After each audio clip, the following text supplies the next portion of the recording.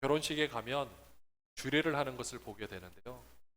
그 중에 성혼 선언을 할 때 우리가 가장 많이 들을 수 있는 말이 바로 이 구절입니다. 하나님께서 짝지어 준 것을 사람이 나누지 못하리니. 그런데 그런 고백을 받지만 우리가 그 말씀대로라면 깨어지면 안 되는 거죠. 말씀대로라면 깨어질 수가 없는 거죠. 그런데 우리의 상황들은 어떻습니까? 우리의 많은 가정들이 깨어지고 참 어려움에 처해 있는 것을 보게 됩니다. 그럼 우리는 그 말씀을 바라보면서 하나님이 그렇게 하신 건가? 우리는 원래 깨어지게 만들려고 하나님이 계획하셨나? 이렇게 우리가 물어본다라면 답은요, 그 물음이 잘못되었다라는 겁니다.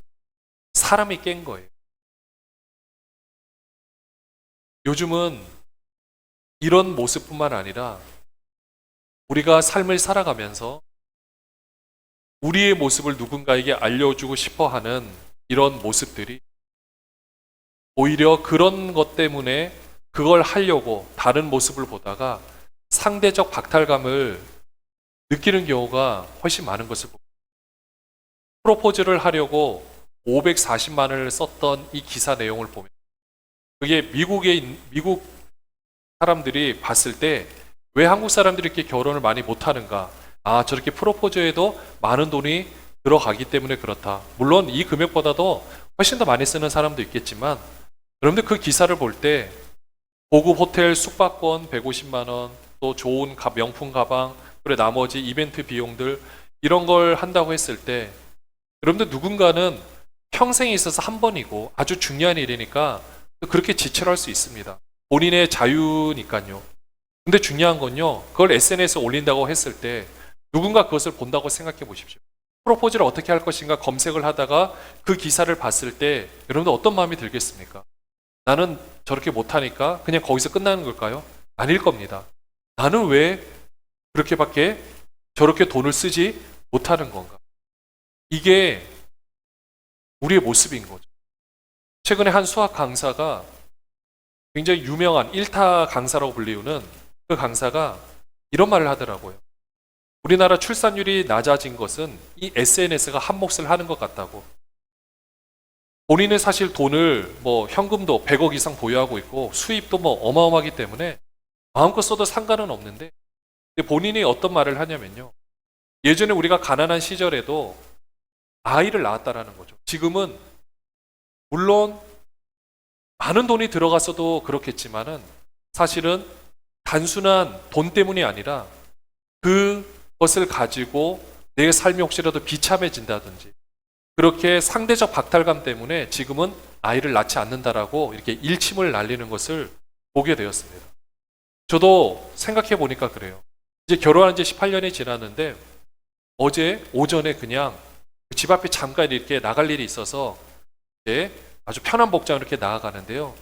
딱 보니까 신혼부부예요. 신혼부부 같아요.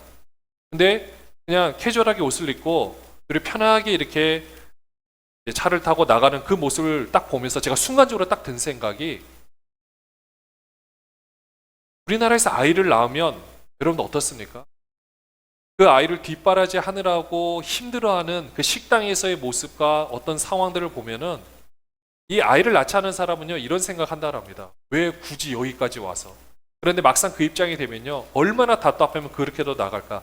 근데 그런 모습이 비추어지고 항상 SNS에는 깔끔하고 항상 화려한 모습으로 그리고 그런 모습을 비춰지고 있다 보니까 우리가 아이를 낳아서 식당에 가서 아이에게 밥을 먹이고 키우고 하는 모든 과정들을 보면 아 이게 못하는 건가 라는 생각이 들 수도 있겠더라고요.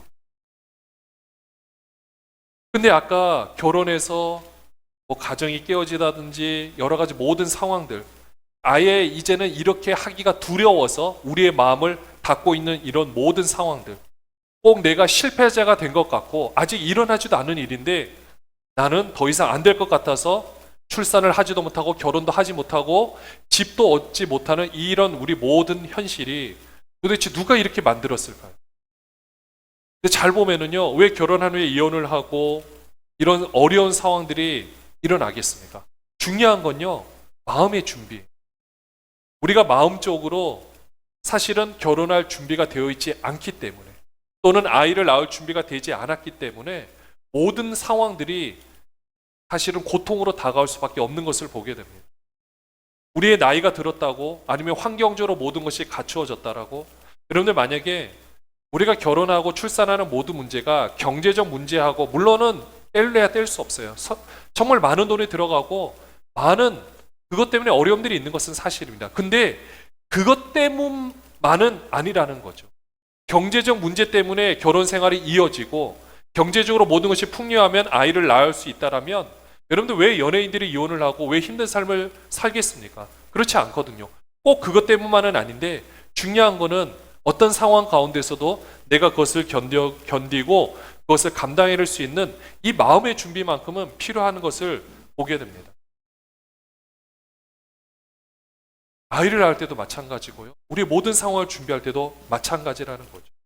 오늘 사실 모세가요, 이 신명기에서 고별 설교를 하고 있는데, 그런데 이 고별 설교를 할 때 오늘 읽었던 이 내용을 보면요, 자신이 기도했던 내용을 가지고 설교를 하고 있어요. 뭐라고 기도를 하냐면요, 하나님이 시작하셨다라고 기도를 하고 있습니다. 우리 신명기 3장 24절 말씀에 보면은요, 이렇게 고백하고 있어요. 우리 같이 한번 고백해 볼까요? 주 여호와여, 주께서 주의 크심과 주의 권능을 주의 종에게 나타내시기를 시작하셨사오니 천지간에 어떤 신이 능히 주께서 행하신 일, 곧 주의 큰 능력으로 행하신 일 같이 행할 수 있으리이까. 사실 모세의 이거는 뒤의 고백이에요. 근데 모세가 이렇게 본인의 인생에 관해서 고백을 하는 이 모든 순간들을 봤을 때, 모세가 다시 그 처음 순간으로 돌아간다면은 모세는 어떤 마음을 가지고 있었겠습니까? 모세는 어떻게 마음을 준비했을까요? 참 쉽지 않았을 겁니다. 아까 제가 마음으로 준비해야 된다라고 했는데, 사실 그 마음의 준비는 내가 마음으로 준비해야지 라고 해서 되는 게 아니에요.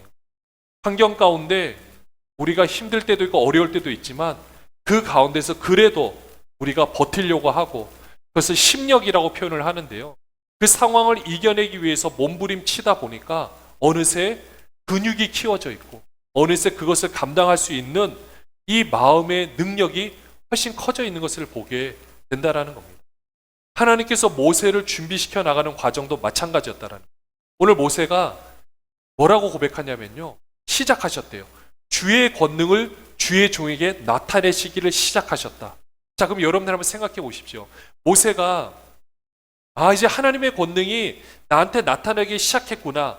그러면 그때가 언제일까요? 모세가 리더로서 그 자리에 오른 그때이겠습니까? 아니면 모세가 이전에 그 파라오로서, 이제 바로의 아들로서 이제 앞으로 바로가 되기 위해서 준비했던 그 왕자로서 있었던 시간이었을까요? 아니면 좀 더 거슬러 올라가서 모세가 그 갈대 상자에 눕혀서 언제 죽을지 모르는 그 환경 가운데 하나님의 권능이 시작되었을까요? 여러분들은 언제부터 시작되었다고 생각하십니까? 이거를 돌이켜서 우리 삶 가운데 적용을 해보면요, 그러면 나의 삶 가운데서 하나님이 지금 일하고 시작하는 시간은 과연 언제인가? 아직 멀었나? 나는 그때에 부합되지 못한 삶을 살고 있기 때문에 나는 내가 봤을 때 아직 그 기준에 미치지 못하니까 아직 내 삶은 하나님께서 시작한 것이 아닌 건가? 여러분들 어떻게 생각하십니까? 우리는 하나님께서 언제 시작하셨는가? 저도 이 모세의 삶을 한번 돌이켜보면서 모세가 이 고백을 했을 때 과연 모세가 생각하는 그 모든 삶의 시작, 하나님께서 일을 시작하신 때는 과연 언제인가? 중요한 거는 모세가 생각할 수 있는, 그리고 모세의 인생 가운데 그 어느 것 하나 이 하나님께서 시작하시지 않은 부분이 없다라는 사실입니다. 마찬가지로 우리의 삶 가운데서도 하나님께서 그 어느 부분 하나 시작하시지 않은 일이 없다라는 사실이에요. 물론 때로는 우리의 죄성과 또는 이 인간들의 죄성으로 우리의 삶이 고통받고 어려움 가운데 있고, 또 또 그 모든 일들 때문에 우리가 막 몸부림치면서 기도할 때도 있겠지만은, 그리고 우리는 그것을 가지고 하나님의 큰 섭리 가운데 있다라고 누군가는 이야기할 수 있겠지만, 그럼에도 불구하고 정말 하나님께서 일하시고 역사하지 않은 부분은 하나도 없다라는 사실입니다. 모세의 인생을 한번 생각해 보십시오. 처음에 태어났을 때 그 환경이 어떠했습니까? 정말 암울한 시기였어요. 언제 죽을지 모르네. 아니, 모세도 죽을 수밖에 없었습니다. 다 죽을 수밖에 없는 상황이었어요. 태어나도 기쁜 것이 아닙니다. 태어나도 숨겨야 되고요. 태어나도 마음껏 울 수 없습니다. 어릴 때 태어났어도 아빠한테 안겨서 어딘가 나갈 수 없고요. 오직 숨겨서 그냥 하루하루를 그래도 울지 않아야 살아갈 수 있었던 거예요. 그리고 갈대상자에 눕혀서 그 나일강을 흘러갈 때도 어떻게 악어밥이 될 수도 있고 어떻게 죽을지 모르는 겁니다. 그 부모도 마음 졸이면서 봐야 되고, 또 설사 건집을 당했다 할지라도 어떻게 죽을지는 모르는 상황이었다는 거죠. 다만 모세는 아마 어렸을 때 그 상황을 몰랐을 겁니다. 그런데 우리가 봐도 어떻습니까? 그 모든 상황이 얼마나 힘들었을까요? 근데 모세는 그렇게 해서 이제 바로의 공주의 눈에 띄어서 이제 바로의 아들로서, 왕자로서 삶을 살아가게 됩니다. 근데 모세 입장에서는요, 아마 그런 생각했을 거예요. 본인이 유모가 엄마인데, 엄마가 계속해서 신앙교육을 했었겠죠. 신앙교육을 하면서 자라가면서 내가 이 민족을 이제 독립을 시켜야겠구나, 해방시켜야겠구나, 내가 그걸 힘을 가지고 해야겠다. 그런데 오히려 딱 그때가 이제 본인이 뭔가 할 수 있다고 생각하고, 이제는 내가 모든 것을 능력을 갖췄구나, 이제 하나님께서 이렇게 인도하셨구나, 내가 이제 이 부분만 딱 하면 되겠구나 하는 그 찰나에 광야로 가게 된 겁니다. 근데 이걸 통해 알 수 있는 게요, 모세의 꿈이 분명히 있었어요.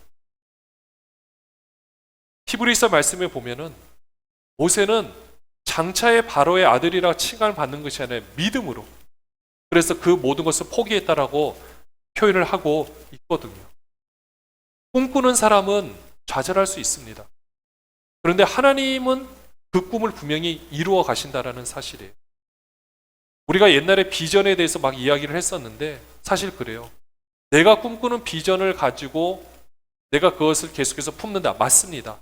그런데요, 하나님의 꿈은요, 내가 꾸는 꿈과 처음에는 그것을 통해서 동기부여가 돼서 열심히 살아가게 돼요. 그런데 분명히 그 어느 순간에서는요, 그 꿈이 하나님의 꿈으로 대체되는 시간이 분명히 필요합니다. 그게 내 힘으로는 할 수 없다고 생각하는 딱 그 순간인 거예요. 좌절할 수밖에 없는 그 순간. 근데 하나님이 그 바톤을 이어받아서 그대로 이루어 가신다라는 거죠. 그때부터 내 몸에 힘이 빠지고 온전히 하나님의 것으로 점점 이루어가는 것을 보게 됩니다. 운동할 때도 초보와 프로의 차이는요, 몸에 힘이 들어가느냐, 힘이 빠져 있느냐예요. 우리가 봤을 때는 이 힘을 내가 빼면은 다 죽을 것 같아요. 힘이 들어가면요, 다칠 수밖에 없습니다. 그래서 코치가 항상 운동을 시작할 때 초보들한테 항상 하는 말이 힘 빼세요, 힘 빼세요. 왜냐, 긴장해서 힘이 들어가고요, 뭘 해도 힘이 들어가요. 그럼 넘어지면 다칩니다. 뼈가 부러집니다. 근데 몸에 긴장을 풀면요, 어떤 것이든 할 수가 있어요. 그게 그 차이가 나는 겁니다. 우리가 생각하는 그 꿈에 대한 비전, 모세가 바라봤던 모든 꿈, 하나님은 이제 거기서 힘을 빼는 작업을 하시는 거예요. 왜냐하면 하나님은 하나님의 뜻을 얼마든지 이루어 가세요. 근데 사람을 준비시켜야 되기 때문에. 그래, 모세는요, 그 애굽에서 본인이 가졌던 모든 꿈들을 광야 생활을 하면서 다 잊어버릴 수밖에 없었습니다. 광야에서 밑바닥 생활을 하며 얼마나 힘이 들었겠습니까? 근데 그 생활을 보면은 진짜 하루하루 견딘다는 게 쉽지 않을 텐데, 가졌던 모든 꿈들이 이제는 영으로 되는 그 순간이에요. 근데 어떻습니까? 모세는요, 그 광야에서 그 시간이 없었더라면 하나님의 뜻을 행할 수 있는 능력도 없었을 뿐더러 이스라엘 백성들을 광야에서 이끌어 갈 수가 없었다라는 것입니다. 우리 삶도 어떻습니까? 다시 돌이켜서 보면은 우리의 삶 가운데 그 어느 것 하나 쓰임받지 않은 인생이 있을까요? 그 순간들이 있었겠습니까? 내가 나를 이 자리에 있기까지 그 어느 한순간 소중하지 않은 순간이 있었겠습니까? 아니다라는 거죠. 우리가 지금 이 자리에 있는 것이 하나님의 그냥 우연으로 일어나는 것이 아니라면 우리가 이 자리에서 우리가 경험했던 모든 것들이 하나하나 다 쓰임받고 있고 지금의 내가 이루어지기까지 하나님의 놀라운 은혜와 섭리 가운데 하나님이 시작하시는 일을 이루어가고 있었다라는 것입니다. 모세는요, 그 시간들이 있었기 때문에 여러분 오늘 잘 한번 보시면은요, 모세가 목표로 하는 땅은 가나안 땅입니다. 그러면 모세는 가나안 땅에 들어가 봤습니까? 못 봤습니까? 못 봤습니다. 모세는 그 땅을 나중에 오늘 비스가산 그 꼭대기 봉우리 이름이 느보예요. 그래서 우리가 느보산이라고 표현을 하기도 합니다. 정확하면 비스가산에 있는 느보 봉우리, 거기서 보면은요 정말 한눈에 보듯이 다 보여요. 우리나라의 웬만한 63빌딩 전망대 비교도 되지 않습니다. 다 보이는 곳인데 그걸 보는데 생각해 보니까 모세는요 거기 가보지 못했더라고요. 저도 이 말씀을 참 예전부터 많이 보고 아는 말씀인데 모세가 가나안 땅을 데리고 이제 들어가는 건데 모세는 못 들어갔지만 생각해 보니까 모세는 못 들어가 봤더라고요. 너무 대단하지 않습니까? 그럼에도 불구하고 모세는요 그곳을 생각하면서 이스라엘 백성들이 그곳에서 꿈을 꿀 수 있도록 그렇게 지도를 했더라고요. 계속해서 비전을 심어 주었던 겁니다. 그런데 그 비전을 심어주기 위해서 모세는 본인의 비전이 모든 제로로 완전히 없어지는 경험을 할 수밖에 없었던 거고요. 근데 모세가 이렇게 그들을 데리고 이제 가는데 모세가 오늘 이 본문에 보면은요 하나님께 살짝 기도를 합니다. 사실 살짝 기도는 아니었던 것 같고요. 정말로 이 간절한 마음으로 기도를 했던 것을 보게 됩니다. 어떤 기도를 했습니까? 하나님, 나 저곳에 좀 들어가게 해주십시오. 내 가나안 땅에 내가 그래도 이제까지 말한 게 있는데 하나님, 제가 이스라엘 백성들을 향해서 얼마나 저 얘기를 했습니까? 가나안 땅이 그들이 막 눈에 보여지도록 얘기를 했는데 하나님, 저 이제 좀 들어가도 되잖아요. 그런데 하나님께서 뭐라고 말씀하셨냐? 그만해도 족하니 다시는 내게 이걸 통해서 기도하지 말라라고 한다라는 거죠. 근데 우리가 잘 아는 대로요, 모세는요 출애굽의 상황 가운데 사실 하나님께서 이스라엘 백성들, 내가 더 이상 이들은 내가 살려둘 수 없다.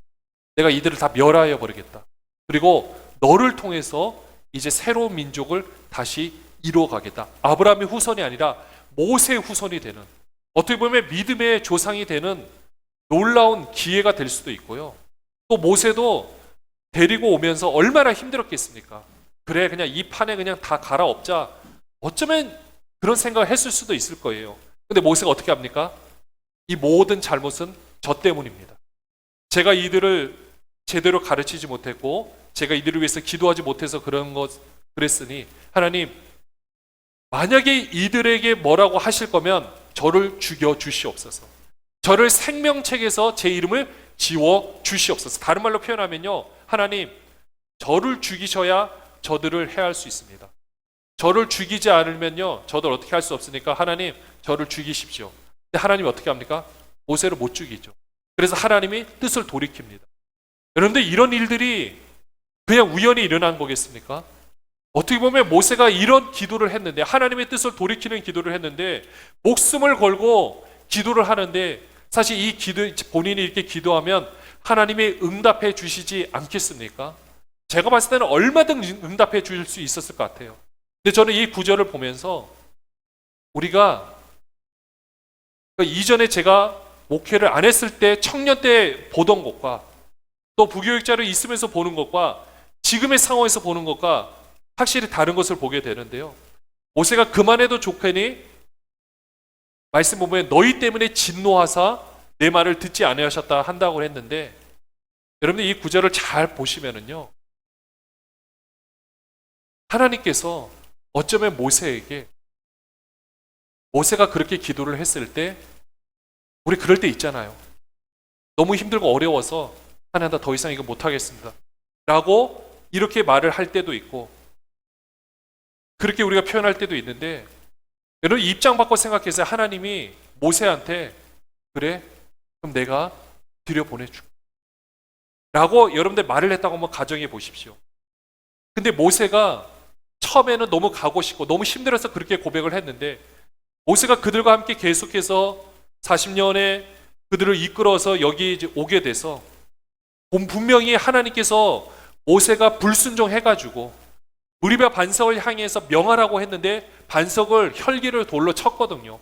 그래서 하나님께서 그 영광을 드러내지 못했기 때문에 너희는 들어가지 못한다고 했거든요. 모세가 알아요. 그러니까 본인도 실수를 한 걸 알아요. 근데 이제 만약에 하나님께서 나를 들여보내주신다 할지라도 지금 모세는요, 만약에 내가 들어가면 이스라엘 백성들이 하나님의 말씀에 불순종해도 되는구나. 혹시 이렇게 생각하지는 않을까? 이런 마음도 있고 여러 가지 생각들을 해보니까 하나님께서 허락하신다 할지라도 하나님, 제가 예전에는 너무 가고 싶고 내가 그렇게 해서 이렇게 했지만은 요청을 했지만 하나님 생각해 보니까 하나님께서 저를 들여보내 주신다고 할지라도 저는 들어가서는 안 될 것 같습니다. 이미 하나님의 마음이 모세의 마음과 일치하는 거예요. 모세가 그들을 봤을 때 그 한 영혼 한 영혼을 봤을 때 너무나 귀하고 소중하고 그들을 보면서 내가 내 몸이 여기서 불사를지언정 내가 여기서 죽을지언정 이들은 들어가서 더 귀하고 복된 삶을 살게 해야겠구나. 이렇게 생각하고 모세는요 거기서 그만두지 않았을까 생각해 봅니다. 이 모세는요 오늘 이 기도를 통해서도 알 수 있는 것은 모세가 하나님께서 역사하시는 이 모든 순간을 통해서 결국 오늘 이 자리에 이르기까지 모세에 대해서 어떤 표현을 하느냐. 민수기 12장 3절 말씀에 보면 딱 한 구절로 모세의 삶을 딱 표현을 합니다. 같이 한번 읽어볼까요? 이 사람 모세는 지면의 모든 사람보다 더하더라. 예전에 개역 한글판 표현은 뭐라고 합니까? 온유함이 지면에 승하더라. 이렇게 표현을 합니다. 모든 사람보다 더하대요. 이게 리더였던 겁니다.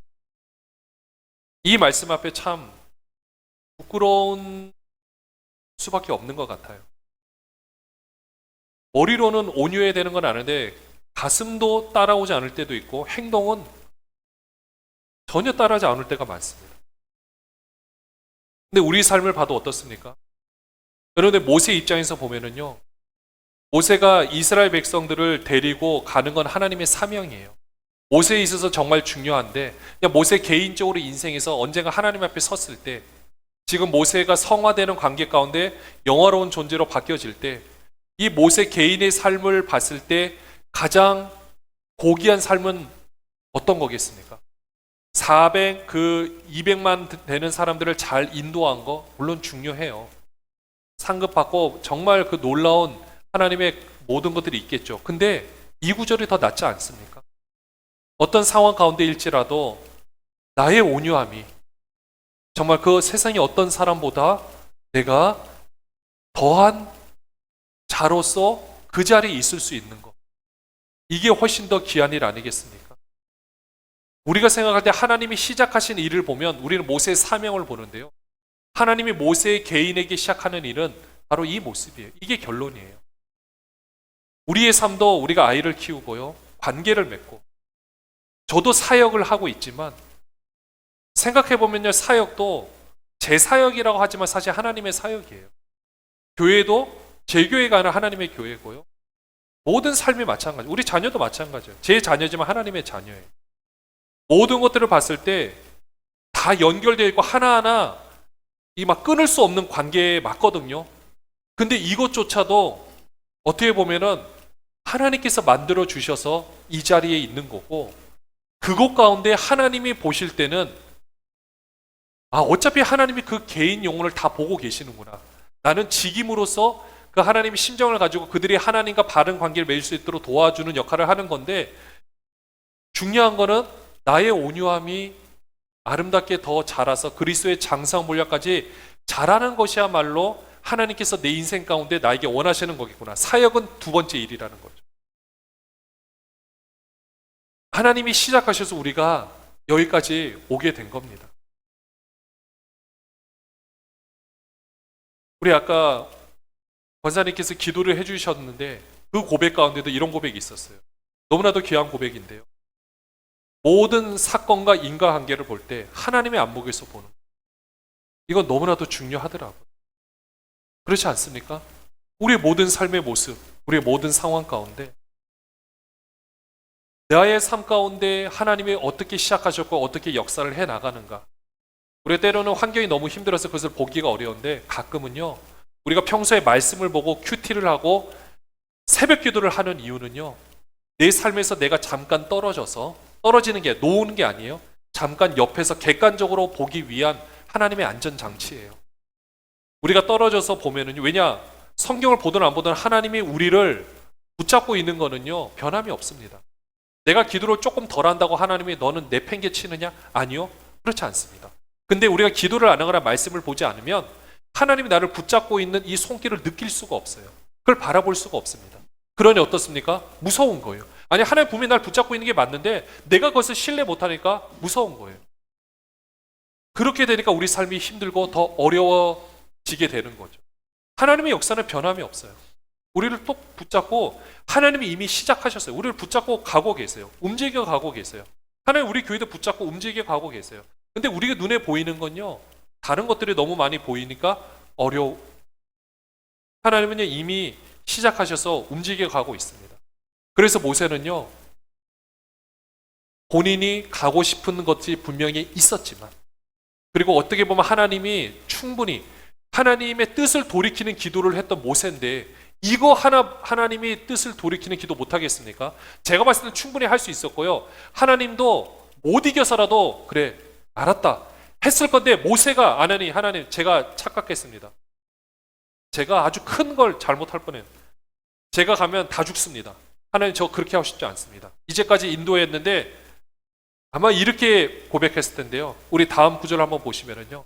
그래 모세가 어떻게 하느냐? 하나님 내가 모세를 잘 키우겠습니다. 아니 여호수아를 잘 키워왔고요.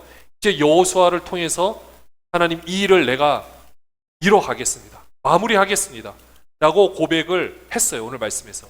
그래서 나중에 이 여호수아에 보면은 모세가 여호수아에게 이런 고백합니다. 같이 한번 읽어볼까요?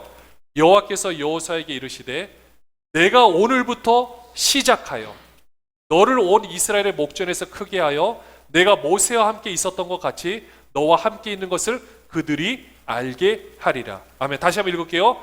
여호와께서 여호수아에게 이르시되 내가 오늘부터 시작하여 너를 온 이스라엘 목전에서 크게 하여 내가 모세와 함께 있었던 것 같이 너와 함께 있는 것을 그들이 알게 하리라. 하나님이 시작하신대요. 근데 하나님의 시작은 이거는 그 사람들에게 이제 여호수아가 그 모든 걸 행할 수 있는 힘을 부여하는 시작이었지, 하나님이 여호수아를 세우는 시작은 이미 있었던 일이에요.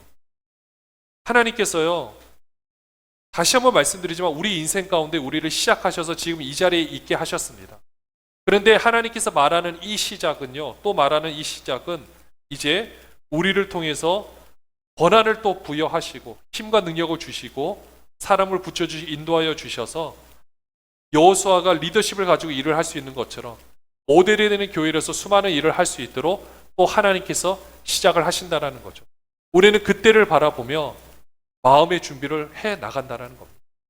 말씀을 정리를 하면요, 하나님은 이미 우리를 이 땅에 태어나는 순간 시작하셔서 지금 여기까지 어떤 상황에도 흔들리지 않고 어떤 상황에도 모든 상황들을 이겨나갈 수 있도록 마음의 준비를 하는 훈련을 지금까지 시작하셔서 지금까지 만들어 오셨습니다. 마치 모세를 통해서 나일강에서 건져내어서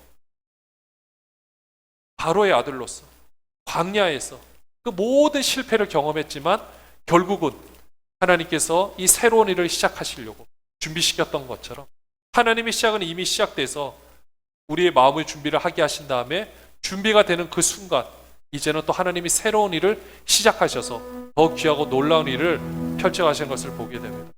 우리 그 하나님을 믿고 신뢰하는 우리 모든 분들 되시기를 주님의 이름으로 축원합니다.